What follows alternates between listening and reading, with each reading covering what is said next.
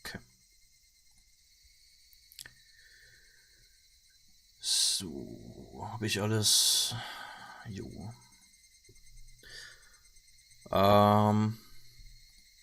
Ich nehme an, bald wird es möglich sein, dass ich alle Chats, heißt YouTube, Twitch und Smashcast, im Stream anzeigen kann, weil auf freestream.io haben sie inzwischen Hitbox zu Smashcast geändert, den Chat-Client, den die anbieten, wo man halt alle verschiedenen Livestream-Kanäle in einem Chat hat. Der wurde, soweit ich jetzt gesehen habe, noch nicht richtig geupdatet. Zumindest steht bei mir noch Hitbox drin und das versucht sich zu verbinden, schafft es aber irgendwie nicht. Daher können wir mal schauen. Eventuell nächste Woche soll es vielleicht dann funktionieren. Ja.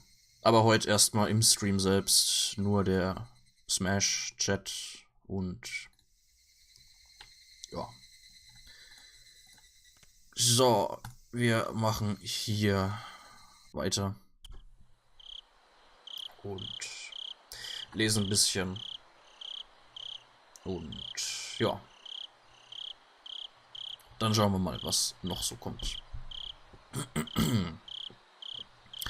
Also, wer nicht mehr genau weiß, was letztes Mal passiert ist, Akasaka ist im Krankenhaus aufgewacht, hat ein bisschen mit Oishi gelabert und will jetzt wollte seine Frau, Verlobte oder Frau, irgendwie sowas, die im Krankenhaus ist, die schwanger ist, anrufen.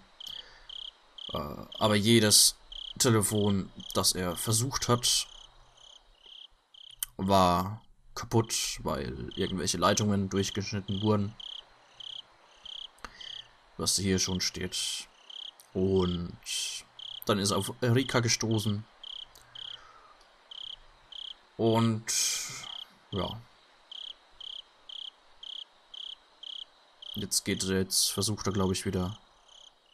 Keine Ahnung, wo die jetzt hingehen. So.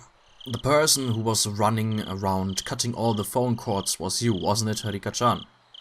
You shouldn't do that anymore.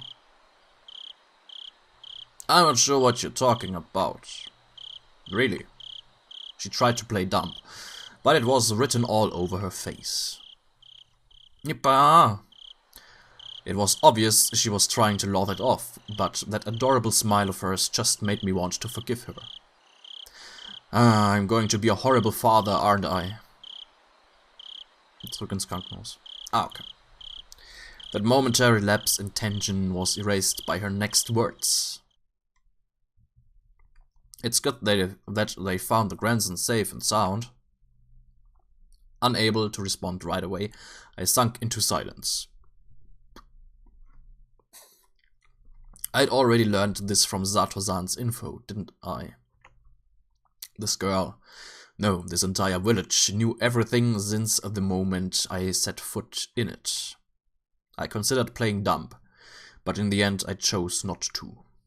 With everything being known already, there was no point in me feigning ignorance. Somehow. That's great. Now I can go back to Tokyo. Thank you. I injured bad, Akasaka. Dunno, I haven't heard anything from the doctor yet, so I don't know if they are or not. Huh? Come to think of it, I vaguely remembered being told to lie down and take it easy for at least 24 hours. Did that mean bed rest?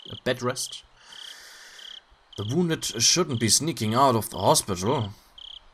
People shouldn't be cutting phone cords. Meep. I have no idea what you're talking about. Then I don't know what you're talking about either.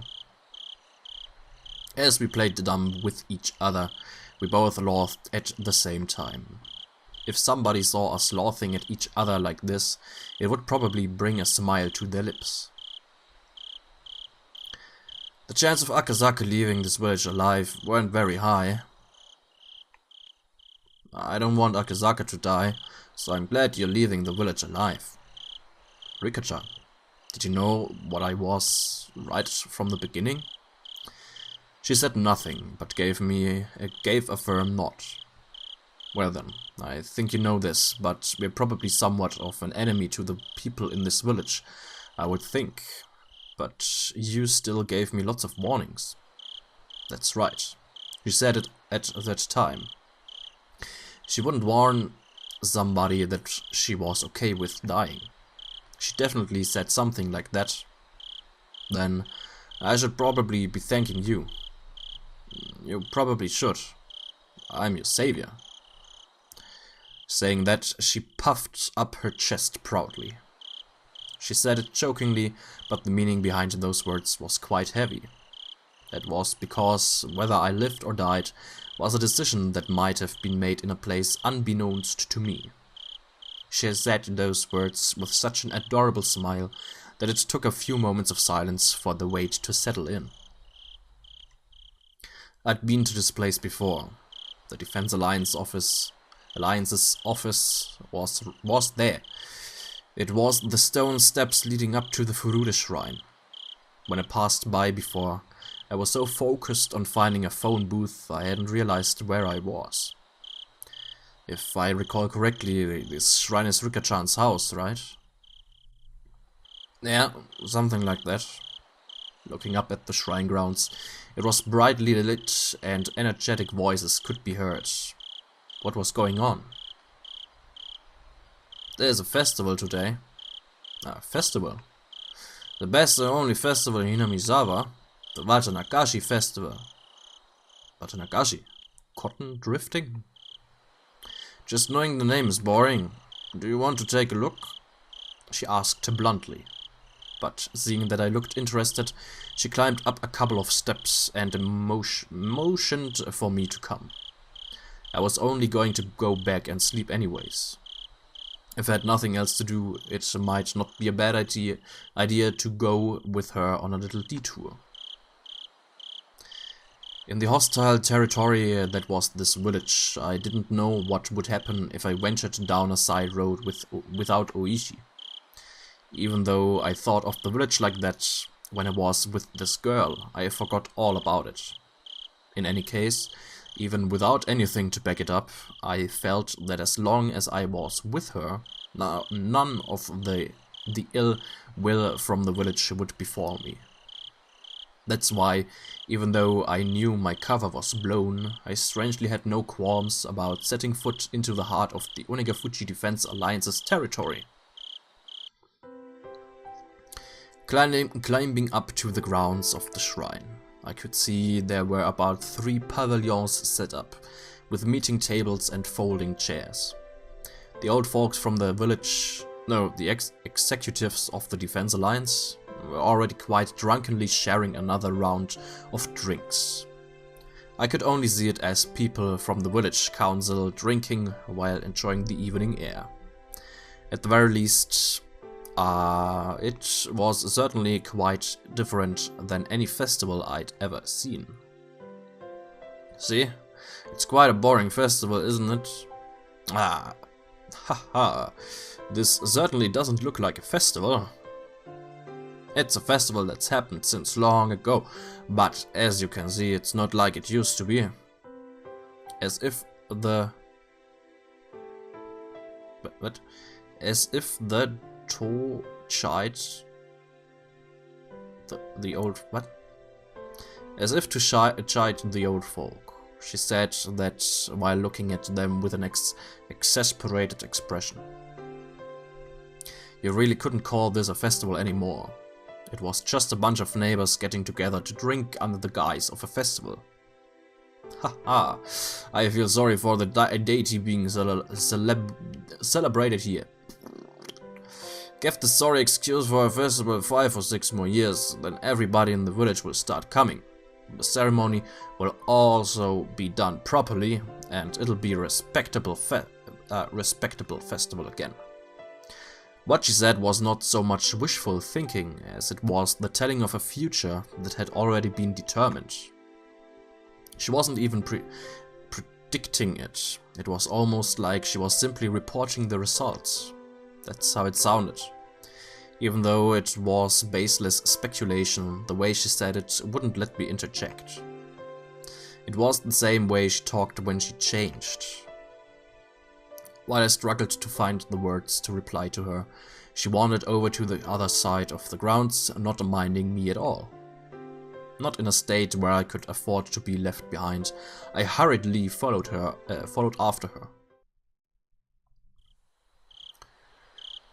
Passing through a copse of pine trees, a strong and cool breeze ruffled my hair. There, from that one evening, was the splendid observation platform the girl had shown me.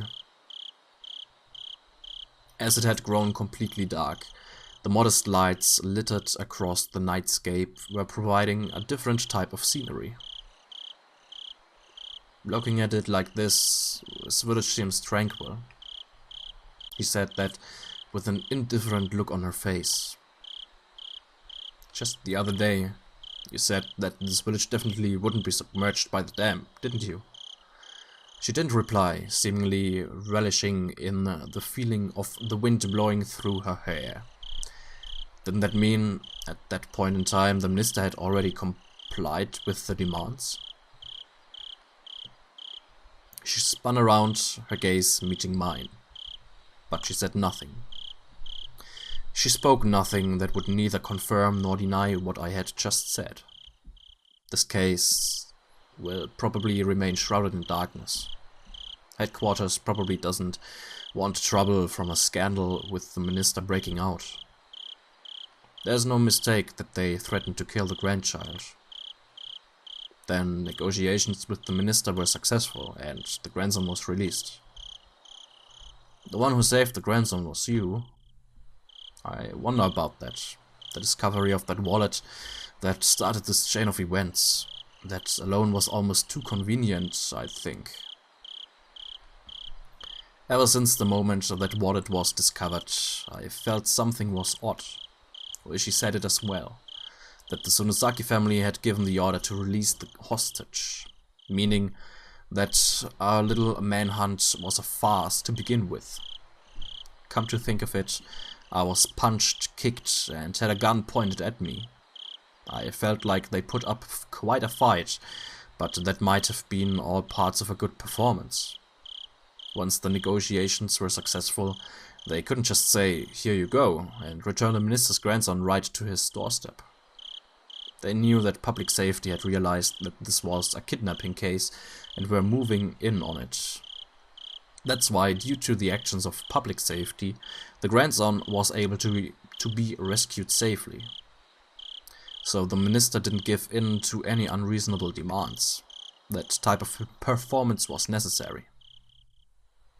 I don't know about these difficult things. Likewise, even for me, I can't make much sense of it. But there's one thing I can be certain of. It's just as you said. This village won't be submerged. The dam project will soon be over. That wasn't something an officer of the law should be saying. But I naturally let those words slip from my mouth. This village may have stirred up all sorts of trouble, but that was because they were protecting their homes. If someone just decided by themselves that I had to leave the house I was used to living in, I would resent them as well. On top of that, it wasn't a place like mine where I just happened to be renting it, but a place that their families had lived for generations. It might be ignorant to call their desperate resistance an overreaction. Might not really be qualified to criticize politics or bureaucracy. But deliberately building a dam on land that was loved by its residents wasn't something I could get behind. Still, aren't you glad? Why would that be? At the very least, with this, peace will return to this village. Even though the minister promised to use his considerable influence to cancel the project, it would probably take more than a few months before it would be completely scrapped. At the very least, it would probably take 1 or 2 years for the villagers to officially hear that their village wasn't going to be submerged at the bottom of a dam was still a ways away. But it was no mistake that the promise of peace returning to the village was there. It turned out from beginning to end that it had already all been decided, just as the girl had said it was decided. There wasn't really a need for me to come here in the first place. There was absolutely no need for me to have come here and aggravate an unpleasant situation. If I had never come here, then the grandson's release might have been done in a more amicable manner. Peace? In this village? When I nodded, she laughed as if to admonish me, but her face remained indifferent, expressionless. And then her eyes narrowed slightly as she snickered. Even though every year from now on, something bloody will occur? Teehee. Rika-chan, what are you talking about?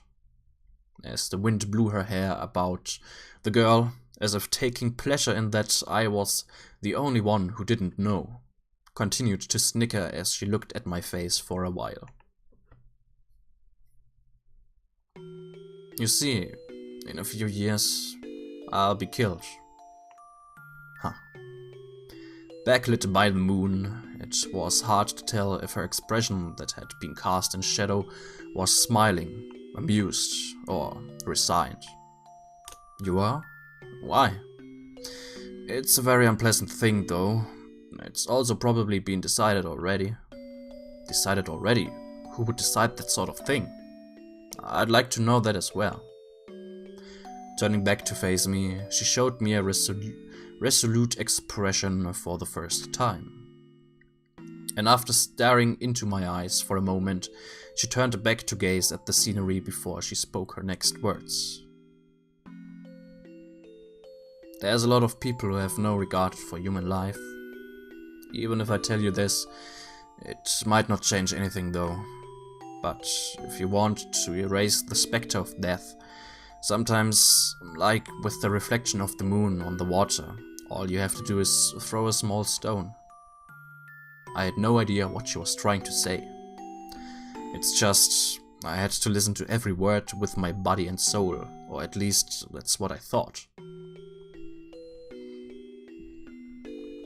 This day, next year, yes, June 1979, on this day, the foreman of the dam construction project will be killed. What? For a moment, I couldn't comprehend what she was talking about. By the foreman, did she mean that gruff old man I played mahjong with? Be killed? What makes you think? She didn't answer, but she had the same expression on her face as she did when she declared that the dam project would go away. That wasn't the face of somebody making a forecast or a prediction. It was something that was already decided. No, it was as if she was already reporting the results. That sort of expression. After being killed in a gruesome manner, the body will be torn apart and disposed of. Murdered and dismembered. The next year, in June of 1980, on this day, Satoko's parents will be pushed to their deaths. Satoko. It was the first time I heard that name, but I didn't have the courage to interrupt the girl's story. It might be an accident, an unfortunate accident. The girl smiled faintly, but she wasn't exactly encouraging me to smile along with the lifeless look in her eyes. And then, the year after that, this day in June of 1981, my parents will be killed. And then the year after that, this day in June of 1982, Satoko's abusive aunt will have her head split open and die. And then the year after that, this day in the June of 1983, or possibly a few days afterwards, I will be killed. If all the deaths are preordained, then the last one would also be all according to plan. But then whose plan would it be?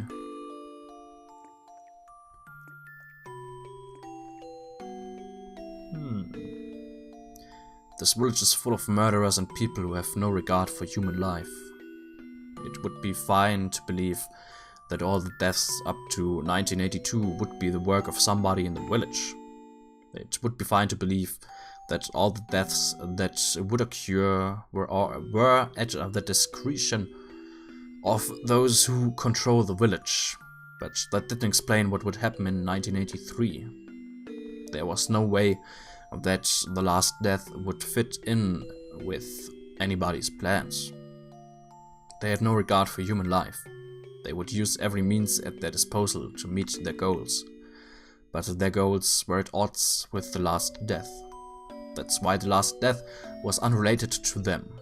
But that last death would definitely, most likely, probably, without question, happen.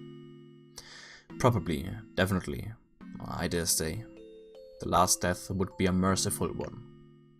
A handkerchief or something being placed over their mouth, making them lose consciousness, never to wake up again. Exactly whose plan was that? I want to live happily. That's my only wish. Surrounded by my precious friends, spending our days enjoyably. Only that, I don't wish for anything more than that. Rika-chan, I don't want to die. The girl, stoic as ever, let those last words slip in the end.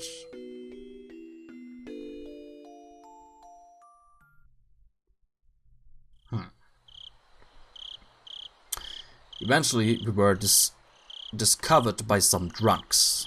The girl, as well as I, were dragged back to the festivities.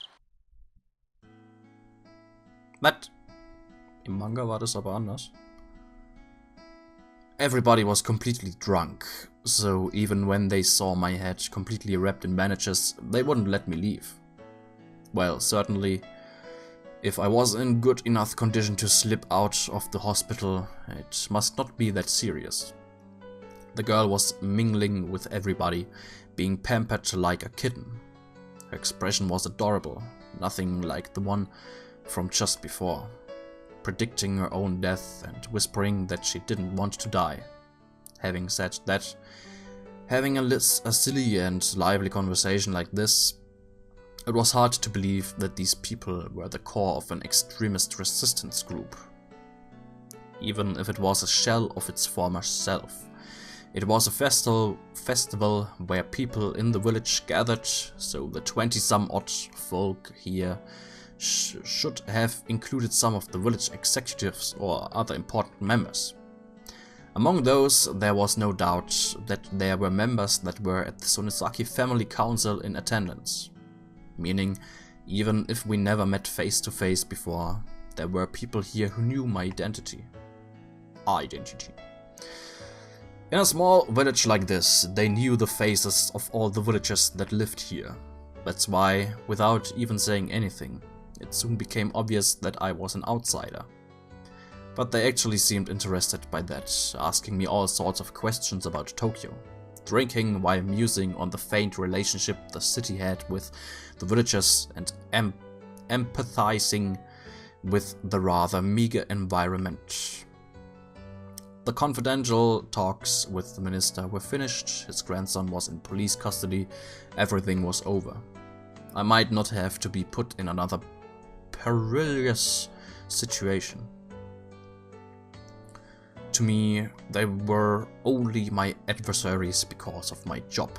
Outside of that, there was no reason I couldn't be friendly with them.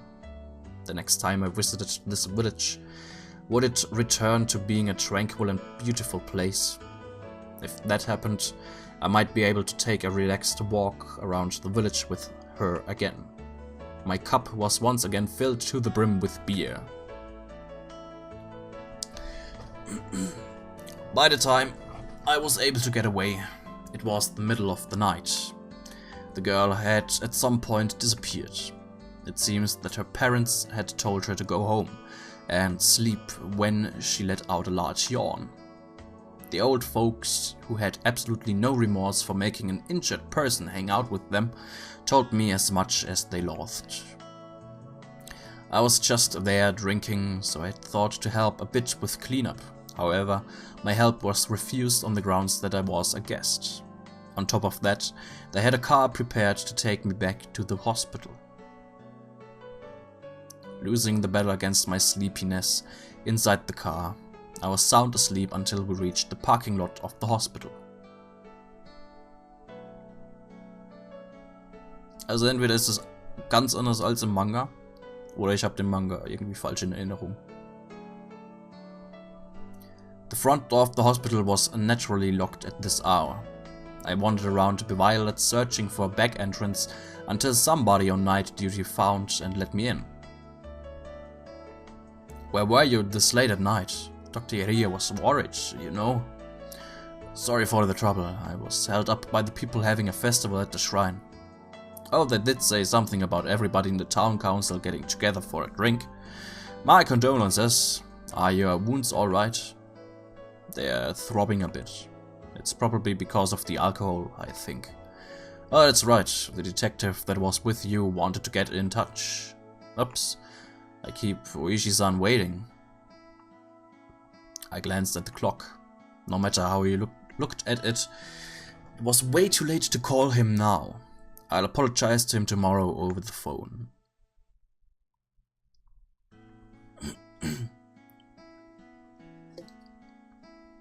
I returned back to my hospital room and slipped into the bed that was still unmade from the time I went outside. Oh, that's no good.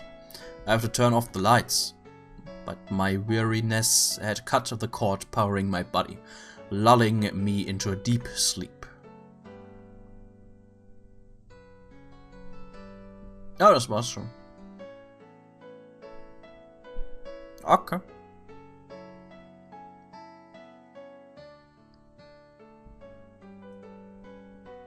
Okay. Mother's Diary 1, 2 and 3. Oh, okay. Prophecy at the beginning. Ende Kapitel 5. Okay. Ja, war heute nicht so viel.